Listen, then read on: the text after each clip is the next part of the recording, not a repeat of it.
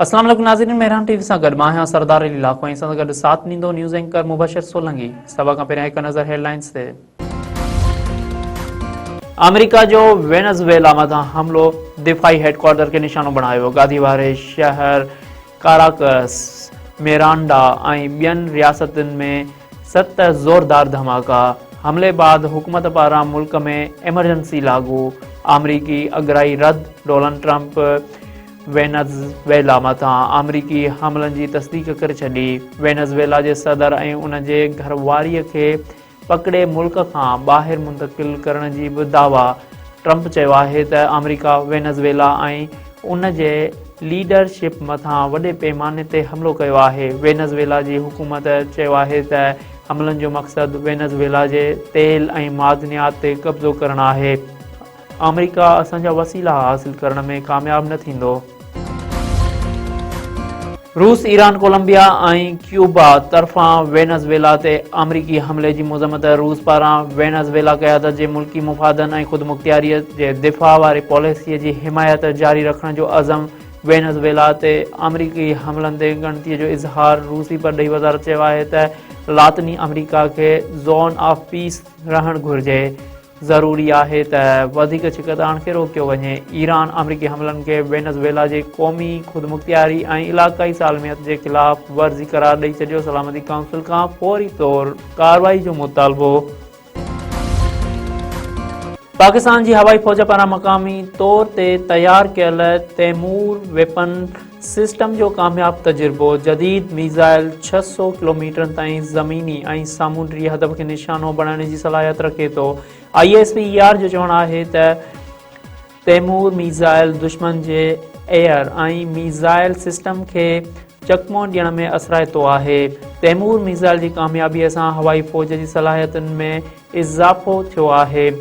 Air chief marshal Zaheer बाबर सिद्धू साइंसदाननि ऐं इंजीनियरनि खे मुबारकबाद ॾींदे चयो आहे त तैमूर वेपन सिस्टम जो कामयाबु तजुर्बो क़ौमी अज़म ऐं ख़ुदि कफ़ालत जो सबूत आहे। सदर ऐं वज़ीर आज़म पारां तैमूर वेपन सिस्टम जी कामयाबु तजुर्बे ते ख़िराज तहसीन पेश। पाकिस्तान भारत जे परॾेही वज़ीर जे बयान खे रद्द करे छॾियो। परॾेही खाते जे तर्जुमान चयो आहे त भारत दहशतगर्दीअ में पंहिंजे किरदार तां ध्यानु हटाइण जी कोशिश पियो करे। खिते अंदरि दहशतगर्दीअ खे हथी वठण में पाकिस्तान जो किरदारु वाज़िह आहे। भारती इल्ज़ाम गैर ज़िम्मेवाराना आहिनि। कलभूषण जो मामिलो रियासती सरपरस्तीअ में दहशतगर्दीअ जो मिसाल आहे। परॾेही तर्जुमान जो चवणु आहे त कश्मीर में भारत जो गैरक़ानूनी ऐं जाबराणो फ़ौजी कब्ज़ो बरक़रार आहे। सिंध तास मुआहिदे जी हिक तरफ़ी भञकड़ी खिते में इस्तेहकाम खे नुक़सान पहुचाईंदी।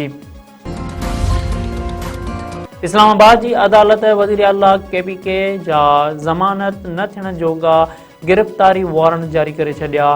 सुहेल आफरीदी ख़िलाफ़ पीका एक्ट तहत दाख़िल कयल केस जी ॿुधणी। अदालत पारां वज़ीर आला KPK खे गिरफ़्तार करे पेश करण जो हुकुम। फैज़गंज वेझो औरत करह इल्ज़ाम हेठि क़तल माउ खे बचाईंदे 7 ॿारड़ा ज़ख़्मी। ॻोठ मारूफ़ शहर में बशीरा शहर खे मामे ऐं मारोटनि घर अंदरि गोलियूं हणी क़तल करे छॾियो। ॿारड़ा रेशमा, काशफा, शाहिदा, इम्तियाज़, तबस्सुम, मुस्तफ़ा ऐं तालिब ज़ख़्मी। ॿारड़नि जो चवणु आहे त संदसि माउ खे बेगुनाह कारहनि जे कूड़े तोहमत हेठि क़तल करे ज़ुल्म कयो वियो आहे।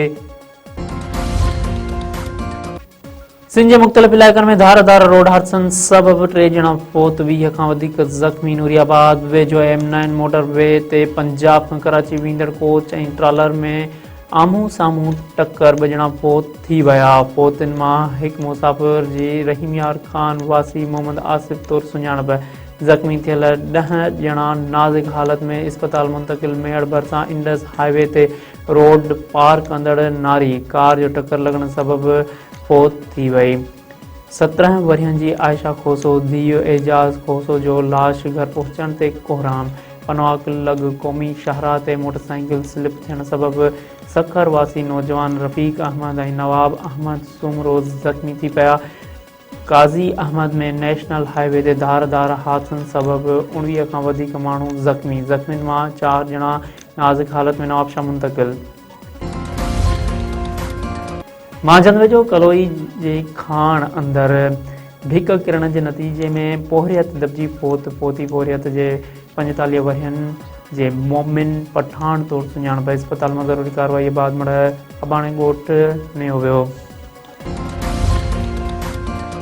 कराची जी माई कलाची वारे इलाइक़े में मेन हॉल मां 2 औरतुनि समेत 4 ॼणनि जा लाश हथ अचण वारे मामलो शुरूआती पोस्टमार्टम रिपोर्ट जारी। Police surgeon doctor Samiya Tariq चयो आहे त शुरूआती पोस्टमार्टम रिपोर्ट मुताबिक़ लाशनि ते सख़्त तशदुद जा निशान वाज़े आहिनि।